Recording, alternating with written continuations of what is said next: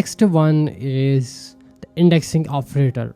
Indexing operator is a native to Python. It is used to access the data from a dictionary. It works the same way in the pandas as well. You can think of pandas data frame as a dictionary, and it works pretty the same way as does the dictionary. So using indexing operator, you can access the data from a data frame like this.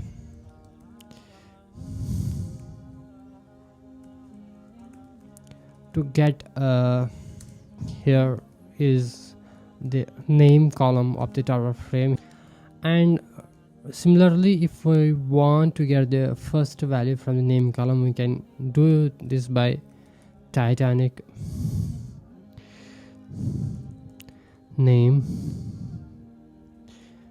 0 to get the first value of the name column. If we run this, here we have got first value. This way you can select or you can get any value from the data frame by using the indexing operator. Here with first operator we are getting the column, and with second indexing operator we are getting that particular row.